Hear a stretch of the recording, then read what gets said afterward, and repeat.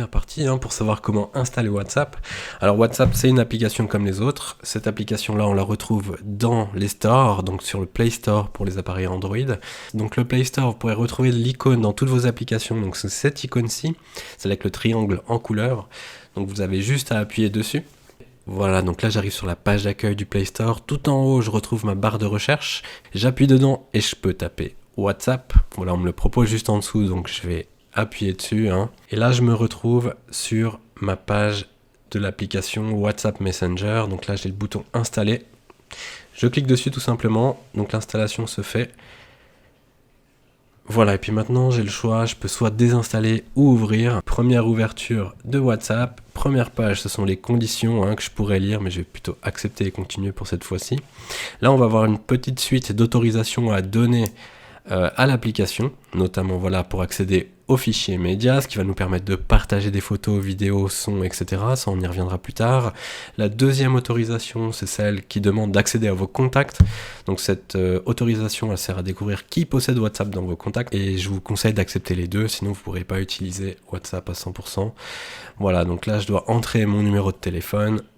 Ok, là il me demande de confirmer si c'est le bon numéro. C'est le bon numéro. Voilà, donc là je vais continuer. Et je vais devoir donner une nouvelle autorisation qui va permettre à WhatsApp de lire le SMS que je vais recevoir d'ici quelques instants, qui contient un code d'identification. Alors cette autorisation-là, vous n'êtes pas obligé de la donner. Si vous ne la donnez pas, vous devrez rentrer vous le code manuellement.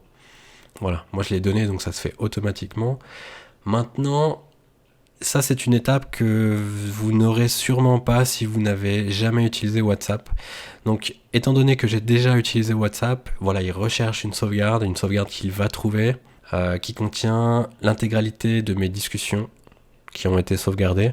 Donc là je vais mettre suivant. Voilà, donc information du profil, il me demande de taper mon nom. Alors je peux mettre mon nom, prénom, simplement mon nom, simplement mon prénom, ou alors un pseudonyme, ça n'a pas d'importance pour l'utilisation de l'application. Voilà, là je vais faire suivant. Voilà, super. Donc là, on tombe sur l'écran d'accueil de l'application, donc dans la liste des discussions. Moi, j'en ai, étant donné que j'avais déjà utilisé WhatsApp. Si vous, c'est la première fois que vous utilisez WhatsApp, vous avez la liste des discussions qui est totalement vide. Par contre, si vous cliquez tout en bas sur le bouton vert avec la petite lettre dessus, voilà, ça va vous ouvrir une liste de contacts. Donc ça, c'est les contacts que vous avez sur votre téléphone. Je sélectionne mon contact. Et voilà, ça m'ouvre une fenêtre de discussion qui ressemble tout simplement à une fenêtre de discussion comme pour les SMS et n'importe quel logiciel de messagerie instantanée. Donc là, j'ai mon champ de messages. Dès que j'appuie dedans, j'ai mon clavier qui s'ouvre. Et là, je vais pouvoir taper mon message. Donc moi, je vais taper test. Et puis, vous voyez, tout au bout à droite, j'avais une petite icône avec un avion en papier. Dès que j'appuie dessus, ça envoie mon message. Là, je peux envoyer des fichiers médias, comme on l'a vu tout à l'heure. Donc là, je peux ajouter des documents, je peux ajouter des photos que je peux prendre avec mon appareil photo tout de suite, ou alors des photos que je peux choisir dans une galerie. Je choisis une photo dans ma galerie, je peux même y ajouter une légende, je peux ajouter du texte en fait qui accompagne cette photo. Voilà, je vais mettre Picasso. Hop, et puis j'envoie avec le petit avion en papier. Ça envoie la photo à mon contact. Donc là, il va recevoir mon message. Et tout simplement, quand il m'aura répondu, j'en serai averti par une notification.